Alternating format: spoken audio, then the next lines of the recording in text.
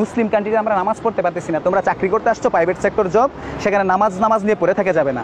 নামাজ পড়তে হলে বাড়ি থেকে চাকরি চাইরা, নামাজ পড়তে হলে বাড়ি থেকে নামাজ পড়ো। আমি মোহাম্মদ কাউসার আহমেদ, আমি প্রাণ রাইফেল রেনবো গ্রুপে বনশ্রী শোরুম ম্যানেজার হিসেবে আছি। তো আমাদের শোরুমগুলোতে এবং আমাদের যে চাকরিটা হচ্ছে আমাদের বেশিরভাগই হচ্ছে সারাদিন অনলাইন মিটিংয়ের মাধ্যমে যায়। আদার্স তো কাজ আছে, আমরা একটা ম্যানেজার প্রায় 10 জনের কাজ করে থাকি, সেটা ডিটেলস বলা যদিও যাচ্ছে না, কিন্তু সবাই জানে। তো আমাদের মূল ইস্যুটা হচ্ছে আমাদের মিটিংগুলো, প্রতিটা মিটিং নামাজের টাইমে শুরু করে। এটা একদিন দুদিন হলে এটা আমাদের আসলে যায় আসতো না, আমাদের ব্যাপারে আমরা মাথায় নিতাম না। এটা হচ্ছে প্রতিনিয়ত হচ্ছে, যখন ব্যাপারটা প্রতিনিয়ত হচ্ছে তখন আমাদের মাথায় আসলো যে কি হচ্ছে এখানে, মুসলিম কান্ট্রিতে আমরা নামাজ পড়তে পারতেছি না। তখন আমি, আমার ভাই, আরও কিছু ভাই ছিল, ওই ভাই মিলে আমরা স্যারের কাছে আবেদন রাখি যে স্যার নামাজের টাইমটা ছাড়া মিটিংটা আপনারা রাখেন, অন্তত 1:30 মিটিং রাখেন না, 2টার পর থেকে মিটিং রাখেন, আমরা সারাদিন মিটিং করতে রাজি আছি। তো একদিন বললো ঠিক আছে, এটা দেখা যাবে। এরপরের দিন আবার যখন বলি তখন স্যারদের পক্ষ থেকে এরকমভাবে উত্তর আসলো যে ভাই তোমরা চাকরি করতে আসছো প্রাইভেট সেক্টর জব, সেখানে নামাজ নিয়ে পড়ে থাকা যাবে না। নামাজ পড়তে হলে বাড়ি থেকে চাকরি চাইরা, নামাজ পড়তে হলে বাড়ি থেকে নামাজ পড়ো। তো আসলে আমরা সেখানে খুবই মর্মাহত হই।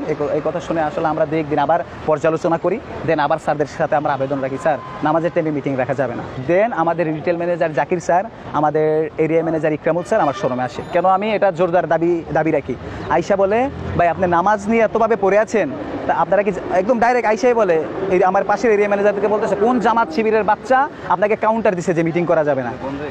আমাকে বলতেছে যে কোন জামাত শিবিরের বাচ্চা কাউন্টার দিছে। তখন আমি বললাম স্যার আপনি তো আমাকে জামাত শিবিরের বাচ্চা বলতে পারেন না, আপনারা মিটিং টাইমে যেন নামাজ টাইমে যেন মিটিংটা না করেন তার জন্য অনুরোধ করছি আমি মুসলিম হিসাবে, সেই সুবাদেও তো আমরা আমাদের স্বাধীনতা পেতে পারি। পরে ওই স্যারের বক্তব্য এরকম, আমি জামাত শিবিরের বাচ্চা, আমাকে দেন ক্লোজ করে দিবে, কয়েকদিনের ভিতরে আমাকে ক্লোজ করে দিবে। তালমাতাল পাকাচ্ছে, ওনায় নানান ধরনের বকাবাদ্য করতেছে আমার শোরুমে আইসা। তখন আমি স্যারের সাথে কথাগুলোর উত্তর দেই, দেন স্যার চলে যায়। ওরা হচ্ছে প্ল্যানিং করে 2 তারিখে, এই মাসের 2 তারিখে, গত 2 দিন আগে প্ল্যানিং করে হুট করে আমার শোরুমে অডিট পাঠায়। আমি জানি না, আমি প্রোডাক্ট ডেলিভারিতে গিয়েছিলাম বাইরে, অডিট আমাকে ফোন দিচ্ছে আপনি কোথায়, আমি বললাম স্যার আমি বাহিরে প্রোডাক্ট ডেলিভারিতে আছি। পরে বললো আপনার তো আজকে হ্যান্ড ওভার, কেন প্রোডাক্ট ডেলিভারিতে আছেন? আমি বললাম আমি তো জানি না স্যার কিছু।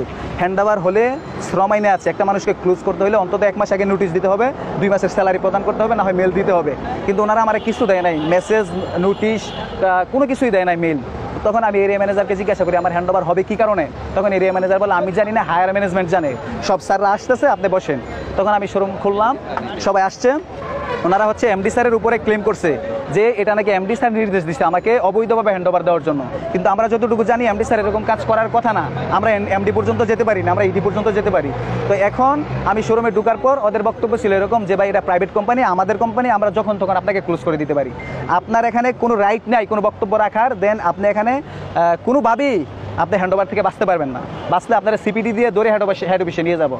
আমাদের আরএফএলের একটা সিপিডি টিম আছে, যেটা হচ্ছে আমাদেরকে মানে কেউ কোনো ম্যানেজার ক্রাইম করুক বা ওদের মতামতের বাইরে চলে গেলে ওদেরকে হেড অফিসে নিয়ে যায়, ওই সিপিডি দিয়ে হেড অফিসে নিয়ে যায়, নিয়ে গিয়ে টর্চার করে। পুলিশ যেভাবে রিমাইন্ডে নেয় ওদেরকে ঠিক এভাবে রিমাইন্ডে নেয়। এখন কেন নামাজে বাধা দিচ্ছে এটা হচ্ছে আমাদের ধারণায় নেই, এটা হচ্ছে ওরা চাচ্ছে না কি দেশের ভিতরে সেটা আমাদের ধারণায় নেই। ভাই আমরা ছোট মানুষ, আমরা শুধু নামাজে বাধা দিচ্ছি, আমাদের ধর্মীয় সকল কাজেই, যেমন আমরা শবে কদরের সময় ছুটি পাই না, রাত 7টা 8টা পর্যন্ত ডিউটি করা লাগে, সরকারি ছুটি তো পাই না। দেন শুক্রবার পর্যন্ত আমাদেরকে ডিউটি করায়। আমাদের শবে কদরের রাতে আমরা নামাজ পড়তে পারি না, কারণ কি আমাদের সকালে ডিউটি আছে, সেটা বলে সকাল 10টায় ওরা শুধুমাত্র 2 ঘন্টা ছুটি দেয়। শবে কদরের রাতে নামাজ পড়ার পরে দিনে 2 ঘন্টা ছুটি দেয়, সারা রাত নামাজ পড়ে 2 ঘন্টা ছুটিতে হয়। ঈদের ছুটি তো মাত্র 3 ঘন্টা থাকে, এটা আমি আগেও বলে গেছি। শবে বরাতের একই অবস্থা, আমাদের ঈদে মিলাদুন নবীতে তো ছুটি নাই, আমরা প্রতিটা সরকারি ছুটিতে ডিউটি করি, প্রতি মাসে শুক্রবারে ডিউটি করি। যখন আমরা এটার বিরুদ্ধে আমরা কথা বলতে শিখেছি, দেন হচ্ছে শুধু লাস্ট 2টা শুক্রবার আমাদেরকে ডিউটি করায় নাই, আমাদেরকে ক্লেম দিছে, আমাদেরকে ক্লেম দিয়ে অ্যাটেন্ডেন্স কিন্তু আসে, হলিডে আসে আমাদের ঈদে মিলাদুন্নবীতে সরকারি ছুটিগুলোতে আমাদের অ্যাটেন্ডেন্স শিটে হলিডে লেখা উঠে, এক্সেল যেটা হচ্ছে অনলাইনের মাধ্যমে হলিডে লেখা উঠে, কিন্তু আমরা ডিউটি করতেছি ভাই, আমরা ডিউটি করি কিন্তু হলিডে লেখা উঠে না। অ্যাটেন্ডেন্স সেটা আমরা পরে প্রুফ লাগলে আমরা দিয়ে দেবো, যেমন নামাজ চলাকালীন যে মিটিং করতেছে সেটাও আমাদের কাছে প্রুফ আছে ভাই। ধন্যবাদ।